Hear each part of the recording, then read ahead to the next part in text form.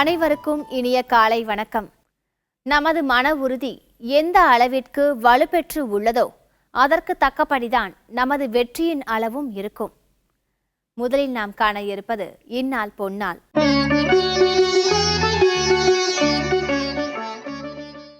31/10/2016 October மாதம் 31ஆம் தேதி திங்கட்கிழமை, ஸ்ரீ துர்முகி வருடம் ஐப்பசி மாதம் 15ஆம் தேதி. இன்று பிரதமை. நல்ல நேரம் காலை 6:15 மணியில் இருந்து 7:15 மணி வரை, மாலை 4:45 மணியில் இருந்து 5:45 மணி வரை, ராகு காலம் 7:30 மணியில் இருந்து 9 மணி வரை, யமகண்டம் 10:30 மணியில் இருந்து 12 மணி வரை, குளிகை 1:30 மணியில் இருந்து 3 மணி வரை, சந்திராஷ்டமம், ரேவதி, அசுபதி நட்சத்திரங்கள். இந்நாள் பொன்னாளை தொடர்ந்து காலை நேரத்தை தெய்வீகமாக்க தெய்வீக ராகம் இது உங்கள் பார்வையில்.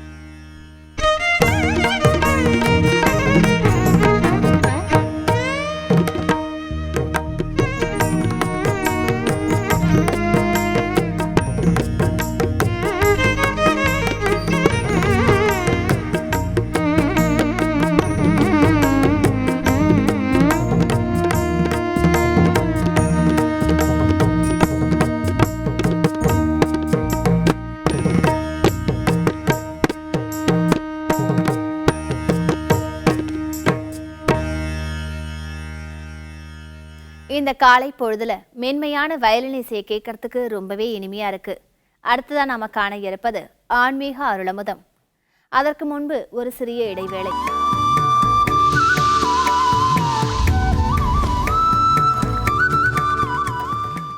இடைவேளைக்கு பிறகு உங்களை சந்திக்கிறதுல ரொம்ப மகிழ்ச்சி.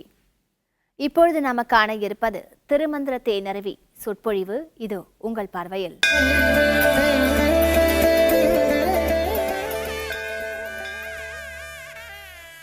ஞான புதையலாக இருக்கக்கூடிய திருமந்திரத்திலே இந்த அருமையான 10ஆம் திருமுறை நமக்கு அழகாக திருமூலர் அருட்செய்துள்ளார். அதிலே 14வது காலச்சக்கரம் என்னும் தலைப்பிலே 3ஆம் தந்திரத்திலே 766வது பாடல். நாமெல்லாம் எப்பொழுதும் காசு பணம் தேடுவதிலேயே வாழ்நாள் முடிந்து விடுகிறது.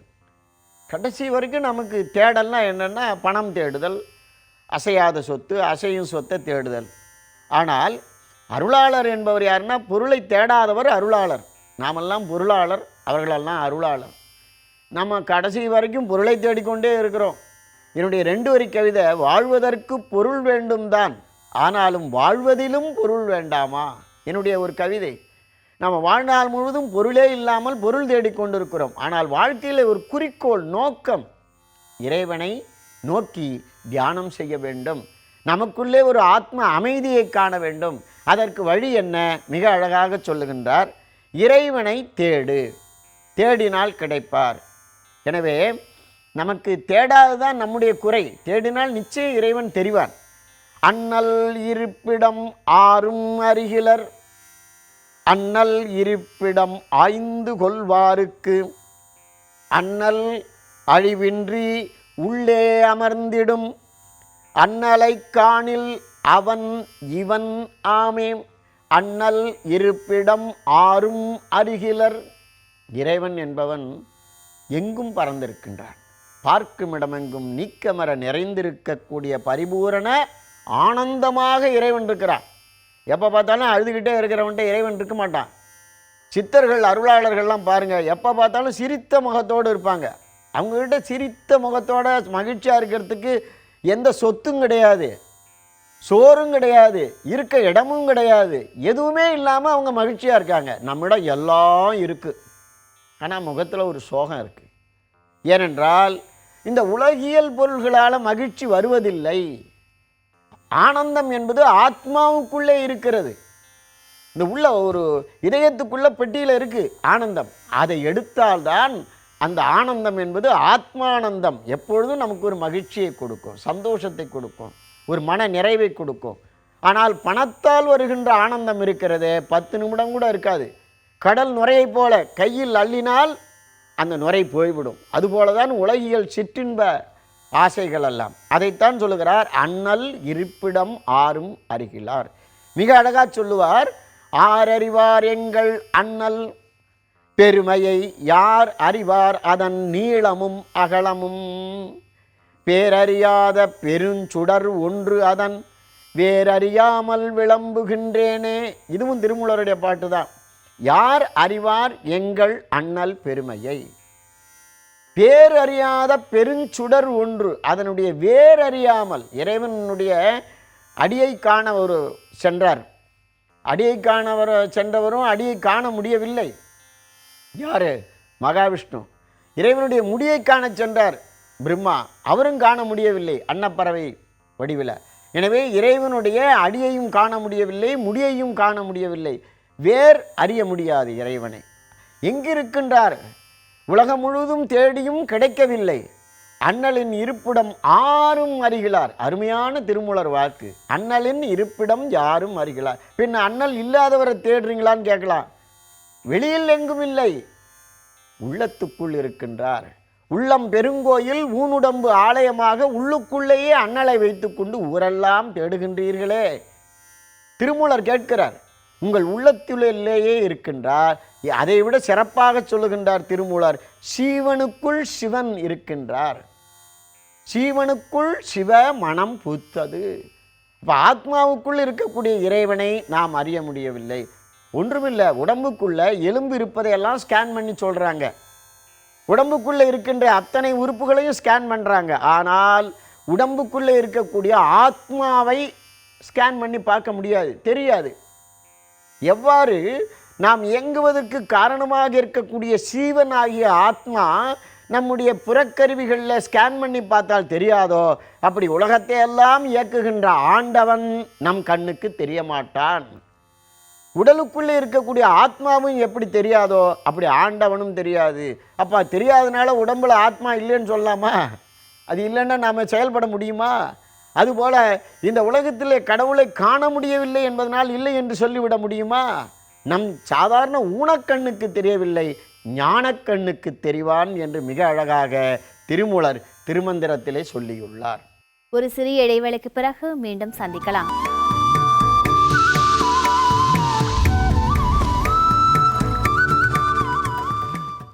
தினம் ஒரு திவ்ய பிரபந்தம், இது உங்கள் பார்வையில்.